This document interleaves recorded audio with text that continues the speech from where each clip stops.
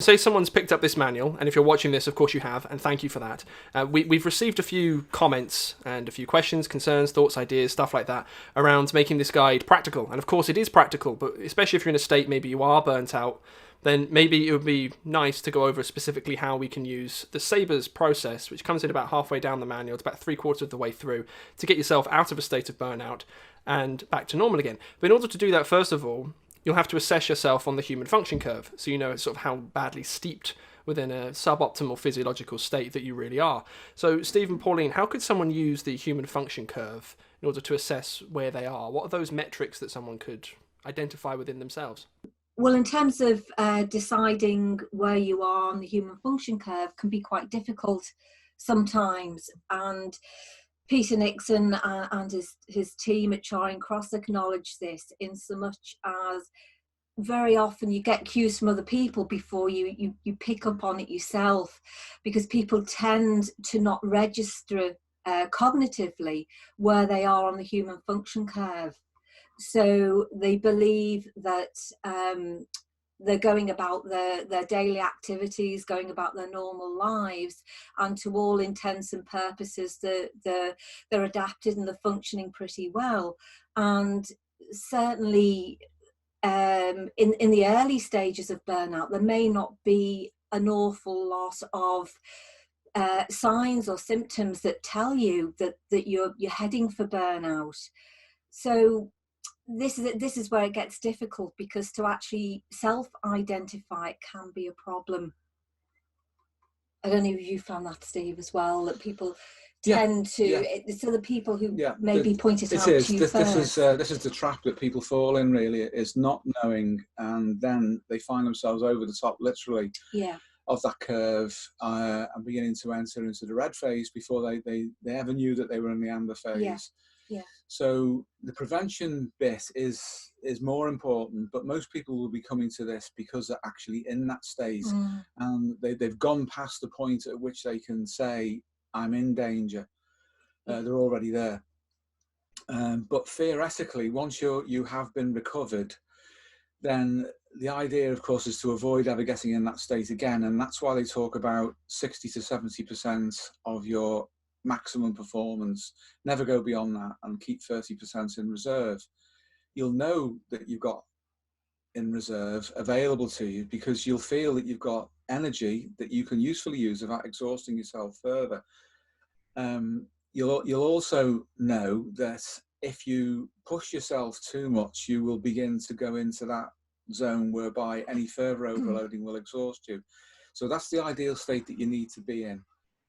Now, obviously, you have to maintain your physical health to even have that 30 to 40% of reserve left over. So I'm going to assume then that people are already in burnout and they're already over the top of the curve before we can actually say this is how you prevent it. Because without the actual conscious experience of being in the red, you're not going to notice, as Pauline was saying. It's that self-perception is damaged, isn't it? It's that failure of perception, as they call it at Charing Cross, of being in that drive state. Now, the usual way of people handling the need to up their game in terms of energy output is to do just that, is to overperform, to overcome an emergency. And that's fine if it's just a one-off event and you have time to recover. But most people now live with the foot down on the accelerator, over-revving all the time. And after a while, this becomes the new norm. They think, this is me. And then they start to acquire ideas and associations that suggest to themselves, through auto-suggestion, that not only is this normal, but I can cope with it. And then they don't see what's going wrong for themselves. And as Pauline said earlier, other people will see it first. But we tend not to listen. We tend to think, I can just do more. And you push and push and push. So the prevention side of it is for education. But you can only really know that when you've been in a position where you have overdone it and you've had a fright. Because very often it takes a fright before people will pay any attention to their physiology. And the reason for this, obviously, is that most people live in their psychology. And that's it. They think that's what they are. They forget that they're a body, that they have a physiology. But their physiology doesn't forget. So if you push it, you will pay. Now, assuming then that you're just simply interested in not getting in that state and you haven't had a fright, then the best metric for this, to answer your question directly, James, is to assess where your health is at any one time, right? And then say, okay, this is what I'm capable of now. How far could I go and recover without having to try to prove anything to anyone, other people, or myself? What can I cope with? And then you can work out roughly in terms of a percentage that you could just produce for your own use and say, well, okay, well, I could push this a bit more and I'd be up to 80%. That's probably comfortable enough if it's brief. If, however, you ask yourself the question that I know I've got issues coming, how much energy have I got left? Then that becomes a bit more crucial, because if you get that wrong, you might well go over the top. So yeah, you want that 30 to 40% reserve, so you can just adequately deal with whatever comes. For those young men out there who may have heard about the way the Roman army used to train, for example, they used to train with weapons and armor double the weight that they would actually use in battle. So the training was more of an effort, if you like, than the actual experience. That way they had a functional reserve. So to carry that analogy over in daily life, if you find that you have something coming up which is going to particularly stress you, and just think of that and say, well, do I have that trained capacity to deal with what's coming? Or do I need to start to balance things? And this is where we get into sabres as a preventative approach.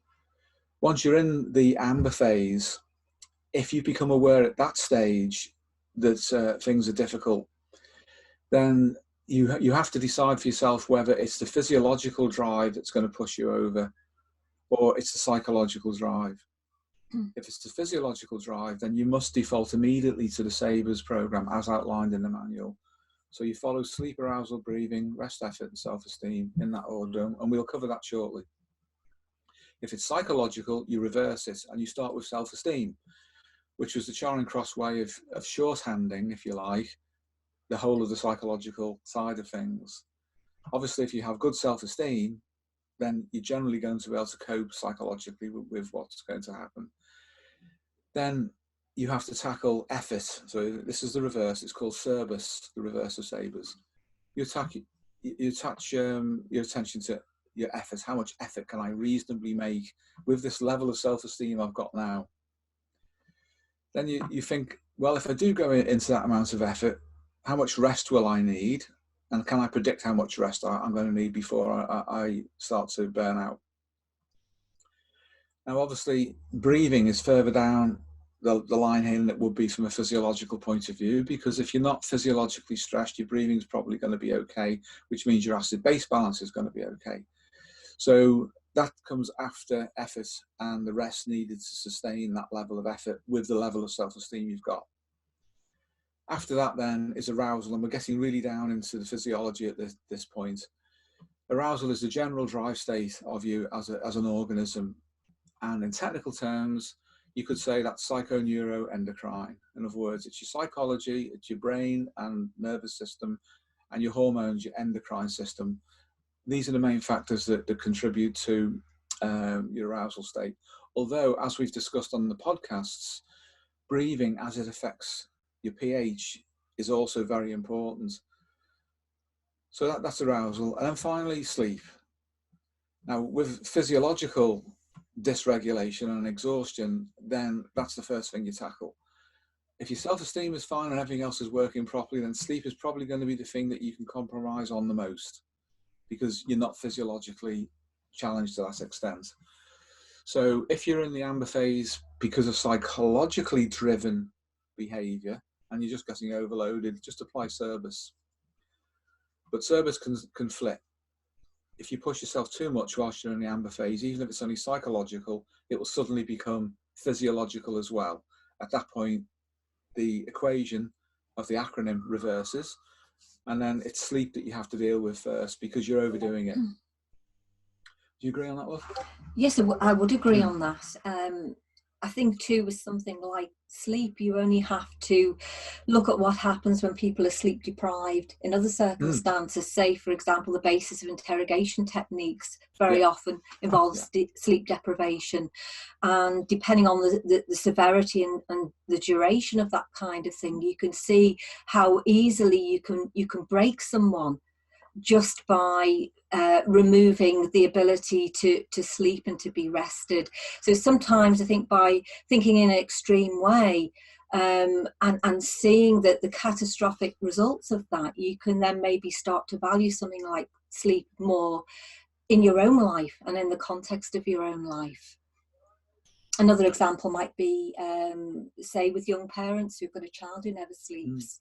And they're just permanently exhausted.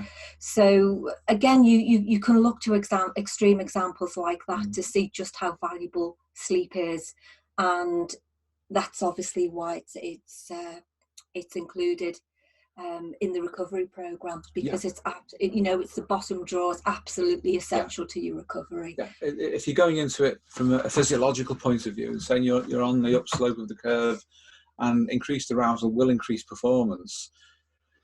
And prevention then from a physiological point of view is more important than psychological, because if your chassis is sorted, the psychology will probably begin to look after itself. As far as survival is concerned. It won't stop you being neurotic as such, and we all are to some extent, but it will prevent you going over the top. Sleep is the normal way to regulate your physiology. That's basically what it's for. Yes.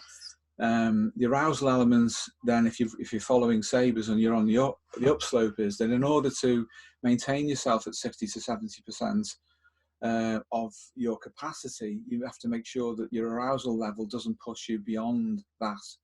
Because automatically then you go over the top of the curve and you're into the amber phase. You no longer have that functional reserve left. So the general drive state of the organism is really important. Breathing then next in sabres, the habitual elements of that is very important, because you can become conditioned, i.e. habituated, through psychosocial pressures and intrinsic pressures to push yourself to begin to overbreathe. And you will be aware of the consequences of that from the manual.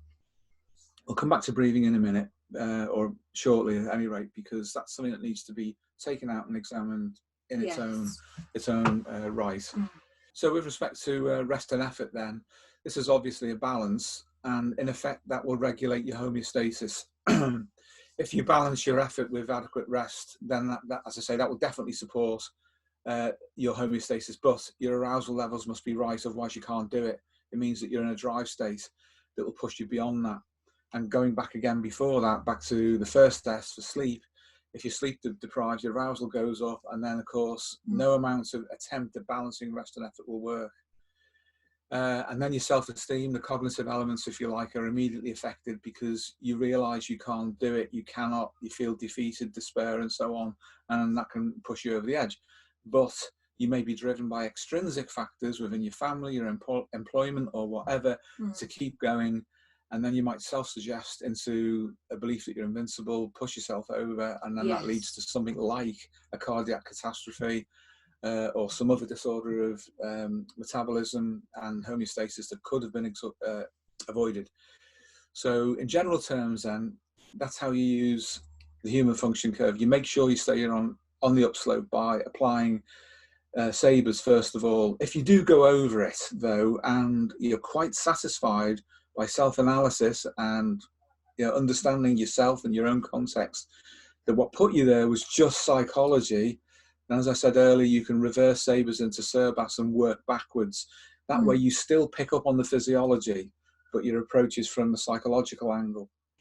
If though you have run away with yourself metabolically and your psychology has not been switched on to the task of maintaining your health, then you have to default to the chassis and its maintenance. And at that point, it's bottom up, as it describes on that, or in the manual on that diagram, we see bottom up and top down. So that's basically the way to use the curve. It's pretty much self-explanatory, but you do have to do it. There are places that we've delivered this for where they put them up on the wall in offices, and they just go and check themselves and say, well, I'm there today. And if I do this, I won't be able to complete this other task tomorrow or next week. Cut me a bit of slack and my performance will increase, that kind of thing. And if you get a management system which is interested in proper performance and outcome, then they will look after the personnel. If not, they won't, and that will contribute to the disaster that could follow.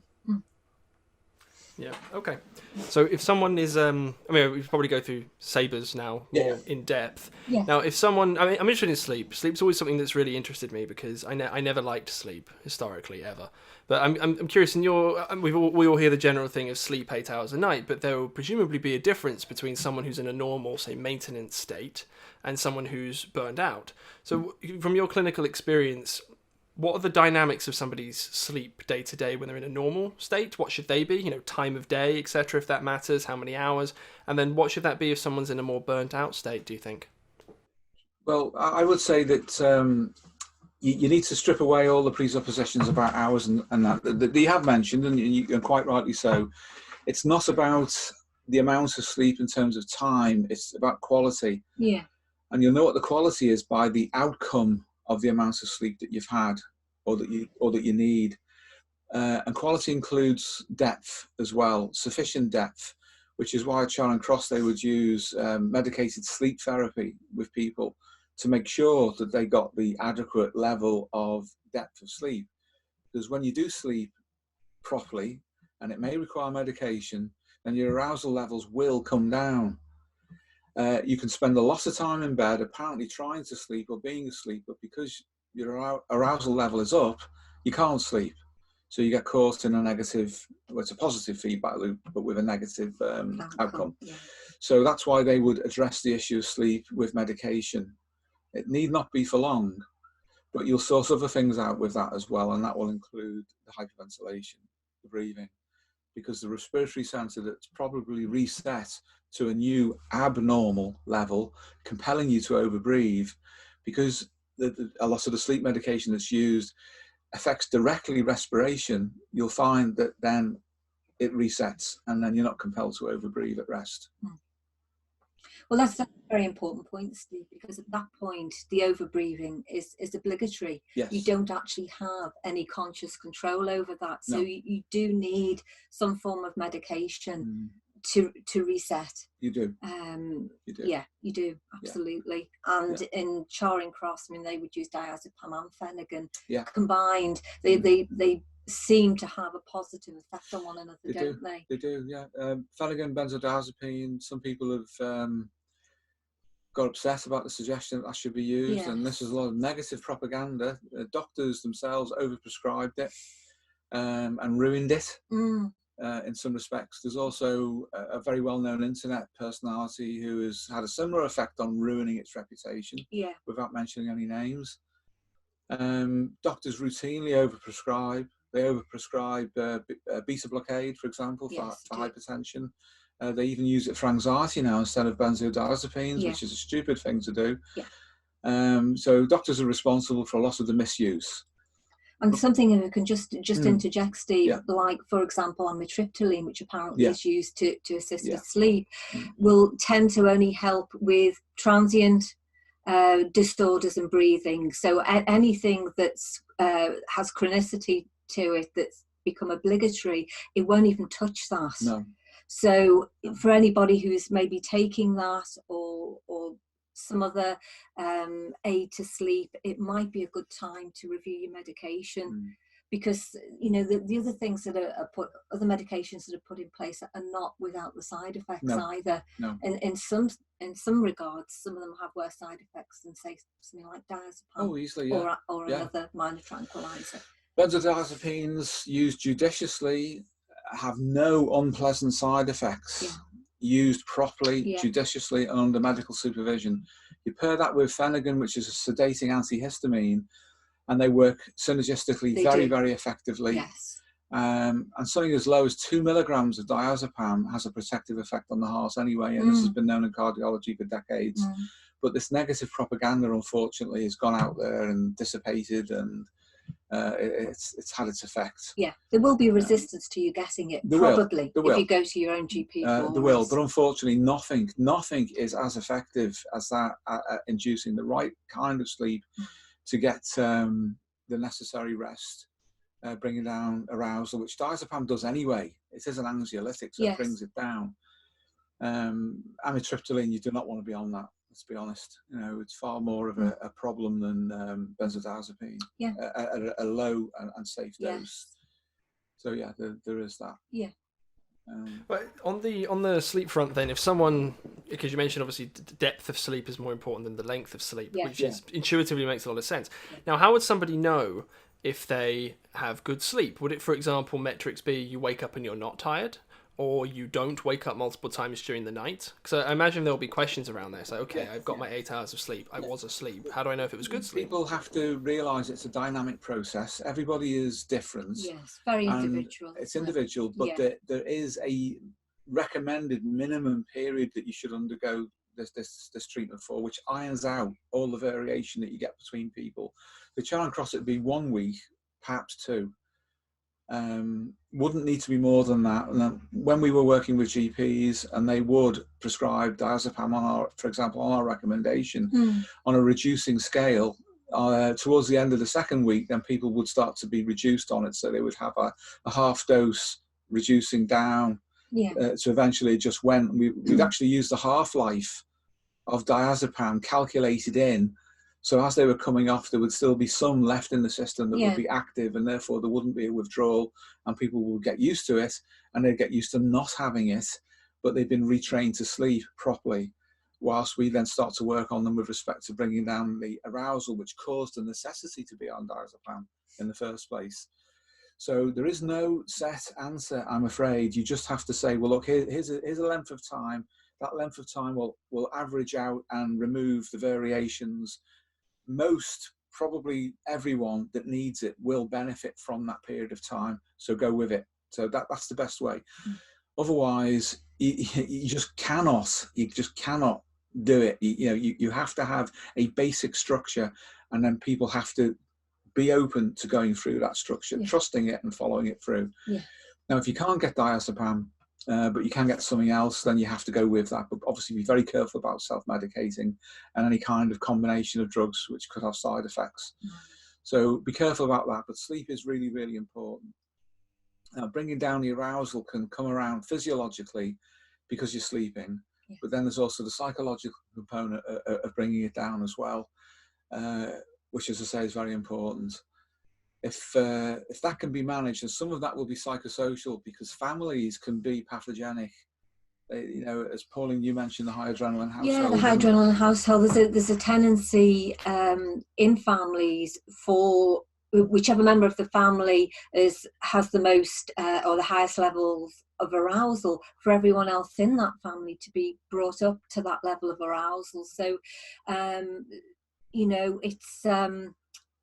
it's very difficult if you're caught in that kind of toxic environment, and it's hard to know if there's any easy solutions to that, but maybe to some extent type will feature in that too. I mean, you might be an introvert, for example, in a household full of extroverts, or vice versa. I mean, you were in a family that were largely introverted, and you were mildly extroverted. Mildly so, weren't you? Through intuition, so it just depends how it plays out in any particular situation, but it's probably just something to be cognizant of, and to be able to say, is this a factor in my fatigue and my exhaustion? Is it playing a part in that? And if it is, what can I do about it in practical terms? For some people, it might just be enough to know know that then they are not the source of their own arousal, their own those stress levels, that there are other people who are contributing to that. If you've got the manual, we're assuming that you have. Yes. And if you look back towards the back of the document, you'll see some examples from the ward rounds at Charing Cross, the kind of questions that were asked and things that were said. And from that, you'll be able to get a feel for the kind of pathologies which fed in. Yes. And most of those people were heart attack victims. Some of them suffered from chronic exhaustion and fatigue and burnout and other issues. But most of these people were virtually at point P. They were on the edge of death. when this method was applied. Now, if it can pull people back from that, yes, it can pull you back from anything. So that's worth appreciating. This stuff works. So with respect to arousal then, what you can do about this in your own context is that you do have to apply yourself to understanding your situation and what's feeding into it, and then taking it from there. It could be that, you get some support from your family, and it's not your family that are doing it. It could well be your work, or it could be friends, or it could be just you doing it to yourself, which very often is the case, that the people are driving themselves too much with all sorts of negative, they think positive, but they're actually negative beliefs about themselves. Oh, you must bring the arousal down. Sleep is a vitally important part of that. Then there is the breathing, and then breathing is a special case because of the influence at the moment on the internet of various respiratory gurus, should we say. This is not new to us. Obviously, the internet is relatively new. It's only been around 20 years, but that's new for us in that sense, because we've been around a lot longer than that. And when we were younger and when we were training, there were still cultish styles of breathing techniques out there, and there were others which are less cultish, perhaps towards the yoga end of the spectrum. And we found a quite disproportionately high number of people who thought they knew how to breathe healthily when they were tested on a capnograph, an infrared mass spectrometer, as you can see in the manual. They didn't know how to breathe properly, or they were simply so exhausted, they were beyond the point where their way of breathing, without the support of sleep and respiratory center resetting, could correct for it. And in effect then, their breathing was pathogenic. It was going to make them ill. It wasn't going to make them better. So you have to be really, really careful about what method you choose to breathe. Some of the more exotic forms of respiratory training that are out there at the moment, and extreme versions, if you were to give that to someone who had a heart attack, you will kill them. Yes. There's no question of that. You will kill them. You could give somebody an epileptic seizure or a cerebrovascular accident, which is a stroke. These things have they have happened. They've been reported. Yeah, they have been reported. You can find it on the internet. If you have a need in you to breathe in that extreme way, then you should just ask yourself, what's the outcome you're looking for? And then decide whether the outcome you're looking for is survival and health over your lifespan, or you're just looking to adapt to a particular form of extreme circumstances that you want to test yourself against. Now, if it's the latter and you're young and you're relatively healthy, great, go for it. If there's anything wrong with you at all physically, don't, because there is no healthy way of breathing. You have to find out what that is for you at any one time. And the best way to do that is to get your body to reset itself, and it will tell you how it wants you to breathe, rather than get someone else to tell you. Now, all of that said, with respect to rehabilitation at Charing Cross Hospital, then they did use very, very slow, unobtrusive abdominal breathing. And when I was down there, and when Pauline was down there, we used some oriental methods of breathing, but they weren't extreme. They weren't like some of the yoga breathing techniques. Again, they were very, very unobtrusive, and you could barely see them. You might, for example, do 3 or 4 breaths a minute if you get into that state. And that's extremely slow, but if it's deep enough, deep and slow, not deep, sharp inhalation, which is not a deep breath, far from it, it's just a shallow breath that you use with force, then that will encourage, provided everything else has been sorted, because remember, you need your sleep and arousal got right before you can go into breathing. That will encourage you to breathe properly, and that will sustain itself. So be very, very careful about who you allow to influence you over your breathing if you're in an exhausted state. Obviously, if you want to be like a Tibetan monk and go up 14,000 feet up on the Tibetan plateau, that's absolutely fine. That's up to you. But if you just simply want to survive and overcome a health issue and stop yourself from burning out, don't breathe like that. It won't do you any good at all.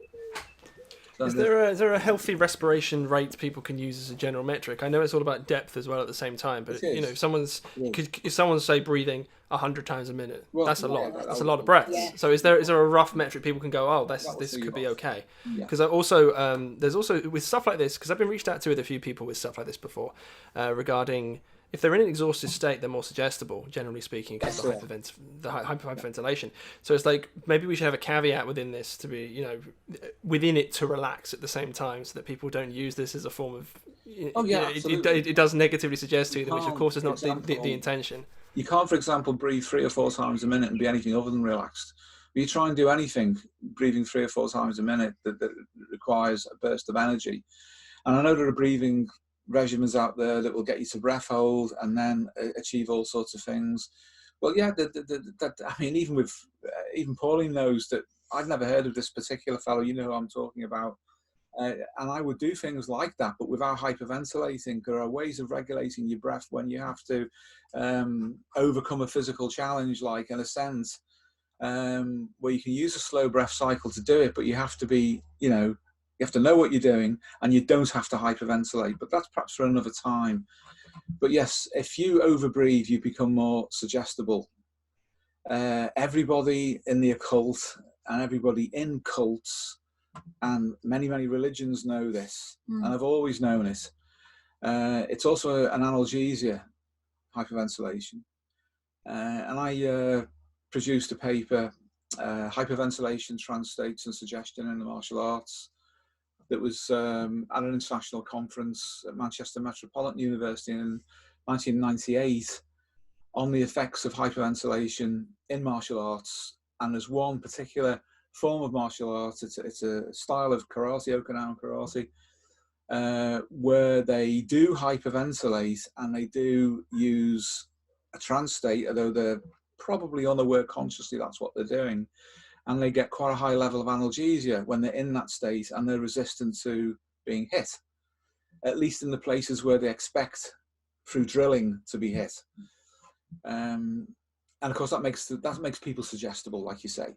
So that's just in terms of athletics and culture. But when you get down to complexes, you create a state-dependent window and an opportunity for a complex to enter in and then seize hold of your mental state, and then access your respiration and compel you to breathe that way in order to feed it, rather than what you were intending to do. So there's all sorts of problems. And a complex of that kind, whilst we're talking psychodynamically, can simply be one to say, I'm invincible, I can achieve anything, I can have 100 jobs, I can push myself over the limit, I can recover, I can bang you dead, sorry. Which is psychological inflation, really. It is. It's almost as if the overbreathing literally just pumps people up, and they inflate at the same rate that the pump is going. They do. And it's a really useful metaphor that for how these things can access. Charing Cross was great, but what they didn't have was a sophisticated enough psychological model. Yes. They used hypnotherapists, for example, but the ones they used were not particularly well trained. They were well intentioned, which is, laudable, but they weren't particularly well trained. So they were hooked into behavioral and cognitive behavioral methods of approach, which meant they were dissociated, if you like, from physiology immediately. They were just overlaying a psychological form of suggestion onto the chassis that was coming up from below, that was being looked after by the medics and the medical team. That's why it didn't take as effectively in some cases as it should. When I was down there, I tried to remedy that, and they allowed me to run the experiment with people who'd had very, very severe heart attacks and were in recovery there. And I used this Eastern breathing method that I use, plus some, believe it or not, methods from mesmerism, Franz Anton mesmerism. Yeah, that far back, it's applicable. And it worked. Because I was also trained in physiology as well, at a level where I could be employed in the NHS. So I had it at the level that would be considered adequate for a physiotherapist or an occupational therapist, and I had the language to be able to communicate with the doctors. That was important. So I knew where I was going with the psychology, and I knew that it had to dovetail with it. So this is the value of what we do, and what we're trying to do through this manual is to get people to see, as in those pages that describe mind and body being opposite sides of the same coin, that that's how you should approach yourself when you're in this kind of predicament, that you're not one or the other, you are a mind and a body that is one thing. So yes, respiration is the key between physiology and psychology, like nothing else. So yeah, breathing training is really important, isn't it? At the right time, though.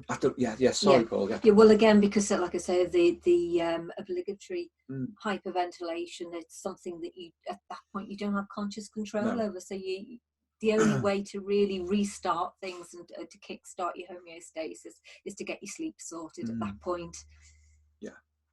Yeah, I remember one case. It was a few.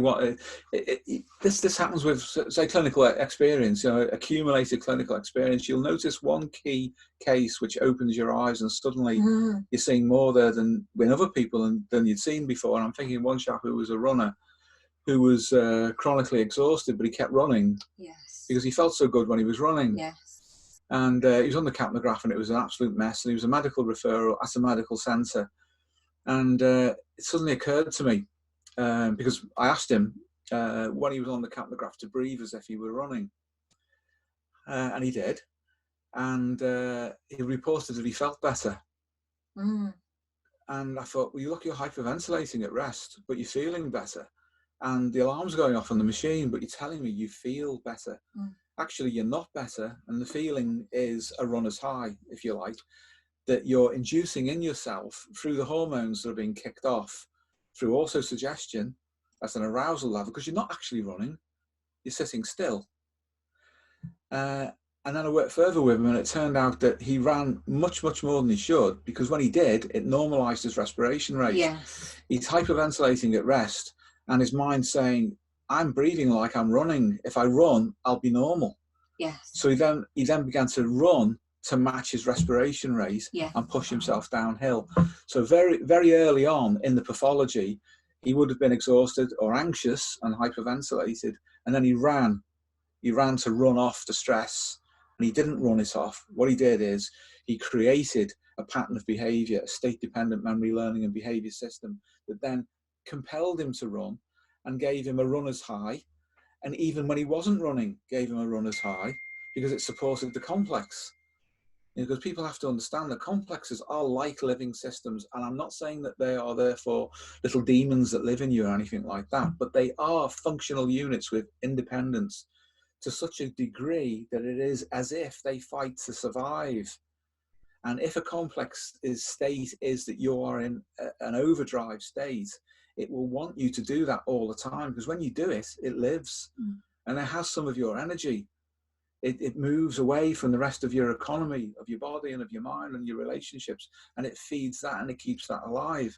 And to carry the metaphor forward, all living things will fight to survive. So if we create complexes, we can expect them to put up a fight, and they do. And they can put up a physiological fight as well. And if we're identified with them, then we think it's us. We don't make that distinction. We don't see that this thing is literally running us into death. It's like, no, this is me. Sorry, it isn't. This is an intruder. This is a viral infection of a psychological kind, which has got inside your self-concept, and is making your self-concept replicate its ideas over and over again. And you think they're yours. Actually, you're killing yourself. And that turned that guy around, and it probably, I'm not beating my own drum, it probably saved his life, to realize and to open his eyes with astonishment at what he'd done to himself by connecting his mind and his body back up again.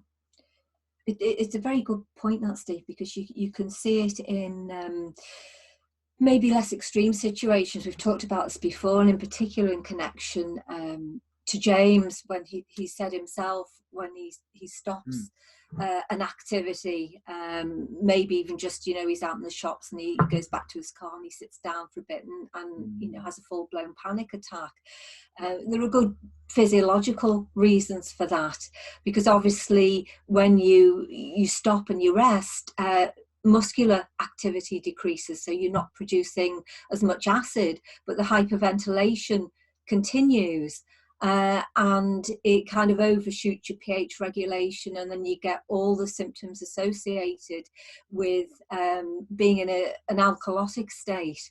So, you know, even you don't have to be a runner, but you can see it very clearly in that case, can't you? But even just stopping some basic everyday activity can produce that kind of effect. So, you know, you might then feel you want to get up and move around. That's part of sort of the agitation then that comes with being in that state, because you're trying to get your homeostasis back by moving around again and getting your muscles to produce more acids. So yeah, you can see how that would work.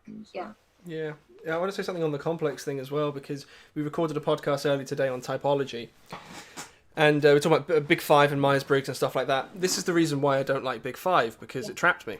Because if you look at one of the dimensions of Big Five is industriousness. And I scored 99th percentile on industriousness. And I was like, whoa. Because why wouldn't you want to score 99th percentile on industriousness? There is a value judgment inherent, I don't care what anyone says, built into that, which is if you're more industrious, you're going to make more money, you're going to be more successful, more status, etc. And I was like, oh, that's absolutely brilliant. I'm not inherently 99th percentile anything. I was inherently myself, but the industriousness was driven by the complex. So it was almost like this suggestion which fed back through Big Five and the people who pushed the Big Five online at the same time. And it's like, maybe that's a test as well. If someone does the Big Five test, it might be useful if they come out massively on the side of industriousness and they're pleased with it. Then perhaps that's something to consider as well, because it's especially in terms of rest and sleep and everything else, you can't do that. It just doesn't make any physiological sense that you could possibly do that. No, it doesn't make any homeostatic sense, for sure, does it? And I think, as you rightly say, James, you then have to look at what kinds of things are feeding into that complex. You know, is it to do with your family or the culture at large? What kinds of things make you believe that it's better to be that way and to push yourself to that extent? And then, you know, if it's harming you, you have to try and deconstruct it. Yeah, you can be bereaved by complexes, but also complexes can type you as well. And you know, you did a Myers-Briggs sometime. We didn't mention this, but this is one of my issues about typology, is that you can actually type the complex rather than the person. You know, and then that complicates things no end. That's this is why people keep typing me as ENTJ. When people they try and type me all the time, that's like 10, 20, 30 times. So I was like, you're an ENTJ, and it's because I am acting as that commando type. And it's like, no, I'm not, but I was facsimiling as one. So that makes sense. It shows a lack of understanding of the subtleties of it, really. It definitely does. It's it definitely very context specific, isn't it? Sometimes. Yeah, it won't be going to the fact that I have TE or anything like that, but it's like, you seem to act similarly to other ENTJs that I know. It's something like that. Transference. But it won't be who I am. Transference immediately, because they're referring you to other people and transferring their relationship to other people onto you. So immediately you need to suspect, and obviously you would, that is a transference reaction, and it's not a clean observation. A clean observation is a different thing, and as we were saying in the earlier podcast today, that's absolutely everything. And you need so many other different metrics, if you like, to measure against, so you know what you're actually experiencing. But because people lead with their ego psychology, their ego being only what they know about themselves, then whatever's in there is the truth, even if it isn't. And if that involves a transference, they believe it and they blame you. Yeah. Well, how about we move on to the next part of sabres, which is the first R in this thing, which is rest. Well, I think, as I was saying a moment ago, that can be difficult, James, for the reasons that we've just described, where there is chronicity, because to some extent, to normalise the hyperventilation, there's a tendency to feel that you need to move around. You might, you know, to stop being active can make you feel agitated. So again, sorting sleep out is primary, isn't it, in assisting with the rest side of things as well. It is. But also in allowing yourself to rest, to build in the idea that it is in fact normal to do that. And you might have to resist what other people might want for you as well, in the way that you've just been describing. The fact that some people might want you to be an ENTJ for their own reasons. It gives them more authority, I think. I wanted to ask though, is rest like a facsimile word for relaxation, essentially, like almost like productive relaxation? Yeah, it can be, can't it? Yeah, they're not necessarily the same thing, are they? No. You know if your rest is okay, because you can then make effort. If you follow sabres, if your rest is inadequate, you still can't make effort. Even though your breathing's been sorted out, your arousal's down, you're sleeping properly, then there's something wrong with how much rest you're getting. And like Pauline said, people may not allow you to rest, and you may have to begin to assert your human right to recover, which is effectively rest. So it's a psychosocial factor and an intrinsic one. Okay, so freeing yourself from external obligations then. You have to, and people, if they mean you well, will allow you to, and if they don't, if they're malignant, or they're needy in the wrong kind of way, will insist that you don't rest. And if you agree with them, you will just put yourself back. You'll burn out again. You'll be back over that curve. Or you become ill on somebody else's behalf, don't you? Which happens, you've given an example of before. Yes.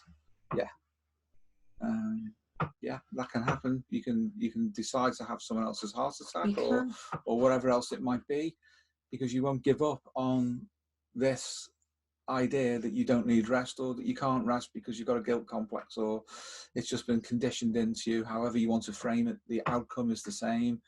So rest is so important. It's easy just to let it just go over your head and, oh, what's that? I know how to rest. No, you don't, because if you knew, you wouldn't have gotten this mess.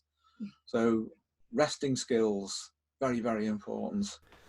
Yeah, is that tying in with arousal, which is always something that's interested me, because people, if they say, I'm going to rest today, they'll put on the TV or something like that, and that can be a very relaxing thing. But if you've got, I know the audience fairly well at this point, I believe. It's like very much strong thinking types, generally speaking, at least the most vocal people tend to be. It's like, is it possible that your rest can become malignant in that case if you're constantly, say, browsing YouTube, for example, or you're spending your resting time thinking about things? You can have a habit issue there, and then I would say that if you have lethargy, and you think that lethargy is the same as chronic burnout and exhaustion, it's not. But if you think that you have lethargy, then have a go at service. So you'd start with self-esteem and say, how is my self-esteem? Do I really feel good about being like this? And then you would then go to effort. Am I making any effort? Well, hardly any. Am I resting? Yeah, too much. How's my breathing? Very nice, thank you very much. So I'm not hyperventilating, but I just can't move. I haven't got any energy. What's my arousal like? The energy's flat. What's my sleep like? Too much. And then you're inclining towards depression. Yes, it could be a lack of animation. A lack of animation. So this is why service is all about psychology. So you look at it that way, because you may misattribute what you're actually going through as being burnout. It's not, perhaps. It might well be that you're becoming depressed or habituated into lethargy, and then an inability to make effort because you've lost your fitness physically, and you've lost your drive state, your healthy drive state psychologically. Yeah, you don't have any real focus for your libido. No, great point. And I think quite a few people are in that state, and in lockdown, as we are at the time of making this this video, a lot of people are going to be going into negative service, if you like. Yes. They're going to lose their self-esteem, and then the whole thing's just going to run out, and they won't be able to sleep. And then they might feel, I might as well just sleep, because I might as well just shut off, because there's nothing to animate me. And then by the time this passes, they might find that any effort then, because they're unfit, not just physically, but psychologically, with respect to their self-esteem, means that they then push themselves too hard. If you think what's likely to happen when these restrictions are over, finally over, there's going to be a huge kickback of energy, a little bit like the isotonic sort of pressure that you get with a glacier on top of a land mass. When that glacier goes, the land comes up. And we'll get a similar movement like that in individual people and collectively, that when this isotonic pressure of the lockdown is removed, everyone's going to want to start competing again and asserting themselves, and they're going to start burning out. Yes. Yeah. Because the pendulum will just swing It'll the opposite direction, won't it? The instinct then will be to be competitive. The instinct now will be to be protective primarily, and even any aggressive actions are going to be defensive, albeit projected forwards. But as soon as that goes, the instinct is going to be to open competition for others, to reassert themselves and to gain rank in peer groups and to show that they have significance. That's the instinct. It'll surface consciously not like that, because remember, instincts are the most unconscious part of your psyche, but they're the most insistent. That's the problem. We need to be conscious of our instincts. If we're not, our instincts will push us into exhaustion or lethargy, and then you get the compensation that follows from that, and it can be problematical. So the penultimate letter of sabres then is effort, and presumably this is putting in less effort in this particular context? Well, yeah, if you're physiologically shot, obviously less effort is necessary until the letters that precede that E for effort are sorted out. On the upslope, though, where you're maintaining health, then that effort will balance itself homeostatically. That's the idea. And the reserve, remember that we were talking about 30 to 40%, will allow you to increase your effort without going over the top. But you need to be psychologically aware so you don't go into that amber phase. And really the only way to do that is to anticipate, as I was saying earlier, what a demand might do to you that just comes out of the blue, or anticipate what your personality might do to push you over there whilst you're unconscious of what's going on. Because people generally don't choose to be in a dangerous physiological state. They don't choose it consciously, but they're driven to it nevertheless. And as I say, a set of powerful instincts that you're not properly in relationship to consciously will propel you to overdo things, because they're interested primarily in survival. And that may mean that you have to overcompete with other people, but it might well be that there's no one to overcompete with, but you're still in competition mode, you're still driving that. And instincts are happy, and because you're unconscious, you don't know how much damage you're doing to yourself, and you can't suggest to your instincts, there is this other instinct called survival, and we're going to compromise this if we're not careful. You know, we have to be in communion with ourselves, and then the right level of effort that gives you the best outcome will be available to you. Okay, so it seems like a more simple one. I guess it makes sense because it will decrease in significance as you go through sabres, because it does seem to be a step-by-step process. Every subsequent step will rely on the previous one, if I understand that correctly. Yes. It does, yeah. Yeah, okay. And so the final one then, which you mentioned a couple of times before, is self-esteem. And self-esteem could be a word that potentially, because of our current online culture around self-development, is probably a word that people don't like very much. It gives a negative reaction. Like, what the hell do you mean by self-esteem? What does that mean?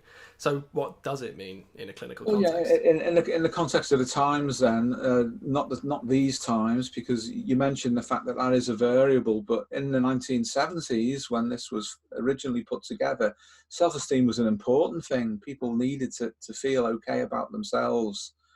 If you feel okay and comfortable with yourself, then your mental health is likely to be good. So they class that as being a reasonable idea, if you like to refer to as a metric, that what's your self-esteem like? Do you feel okay about you being you? Are you comfortable with your life? And if the answer is yes, you're likely to be in a state of self-regulation. If your self-esteem's too high, though, you're also likely to cause problems for yourself. And if it's too low, you're going to cause problems for yourself. So if we try to forget then the cultural overlay of today, because it will pass, you know, and there will be other interpretations of that phrase, and there'll be new ones invented as time goes by. Just look at what it's trying to say. It's trying to say, are you okay with yourself right now? And do you feel that you're managing your health? Is your home life all right? Are you going to be pressured by your job and your work and all the rest of it? And will that undo everything else? You know, but they did believe at Charing Cross, and I think this is where the weakness was, that if the first letters are sorted out, self-esteem naturally arises, because you will feel, as they put it, homeostatically competent enough to deal with the challenges of your environment. Well, that may work. It's certainly good enough for a biomedical approach. Yeah. But not necessarily for a psychological one, and that needed extension, didn't it? That Very was much the so. psychological model, and Yeah. that was one of our main contributions to it. Okay. Well, that goes through and covers all of sabres then. If there's anything else you thought might be important to add to someone who's thinks they're in a burned out state, etc. In fact, that's something I wanted to ask you as well, because when we covered sleep, there was an emphasis on the medical side of things. Yeah. Now, what if someone's either doesn't have access to any kind of medication, or they don't want to, or they don't think that they need to, or anything like that? How would you go through and manage, say, the sleep stage without any need for medication? Would it be a case of just block out a week or something like that and just sleep? Three options there, and all of them are different, you know. So it's which one? I think the only the idea was like, you know, as a general outcome, you know, it's like if medication is not in the equation, no matter the reason, how would someone deal with the sleep step? Well, I think if it's chronic, I think they're going to struggle with it, to be honest with you. Yeah. Okay. To be very blunt about it. Yeah. I mean, so would your professional advice be to everyone who's picked up the manual then be to go and seek out medication? Well, yes. I mean, if anyone's actually been in that state, you'll find probably you can't sleep. It's a chemical bath, a very, very unpleasant internal chemical bath that affects everything. It isn't just simply being a bit tired. It is an inability to move. It literally is that, and you can't think straight. You know, for example, your Myers-Briggs type is out the window immediately because it just isn't there anymore. Your capacity to remember, to perform simple cognitive tasks, to relate, it just isn't there. Your blood pressure will be haywire. Your breathing obviously is off. You'll have probably irritable bowel issues. Your whole body will be aching and tingling, and you'll be getting all sorts of issues. And someone in that state has to have the right amount of sleep. They just have to, or they will not survive. You know, it's just the way it is. If it's really in that state, you know, if you're not that bad, but you are overtired and you want to prevent yourself, you still need to watch your sleep and regulate that. But you could skip it at that point because it's not so chronically bad. You know, you could let that just find its own level by reducing your arousal and retraining your breathing. But again, it's very specific to the individual. Yeah. You know, you can't give a blanket response. You know, no one can. And that's why the Charing Cross Method at Charing Cross Hospital, when it was there, was so effective that everyone was treated as an individual. You can have an overarching framework, but you then have to process an individual through that as an individual and take everything into account. And in the absence of medical support for an individual, they need to take on board what the implications are of, say, sabres, and say, well, if I was running on this on a patient, if you like, and you're your own patient at this stage, what do I need to do? You know, you have to be engaged in it. They called it making the patient a therapeutic agent in their own recovery. So education was very, very important. Yeah. Yeah. Okay, yeah, I wanted to just make sure that, you know, someone who's picked up the manual, for example, who's maybe not in that particular state, isn't like, oh, well, I kind of screwed, because if sleep, you know, is step number one, and if they're not in a state where, you know, their whole body's tingling and they can't move, you know what I mean? Yeah. So in terms of people, you know, you're not alone. As you said, actually, that's a good way of putting it. If everyone is an individual, then just... Yeah, everyone is. In many ways, I guess you use your intuition when it comes to it as well, using the information within this. Remember, Charing Cross was the people who'd had heart attacks, and perhaps several of them, and they're on death's door. And he would get these people right, and then running marathons. That's how well he could train them, you know, to balance their homeostasis. But not everyone's in that state. And when we got into primary healthcare and was using it, we'd see people at all sorts of levels of exhaustion and fatigue and complex activity. But sabres would be a part of our assessment of everyone, but not in isolation.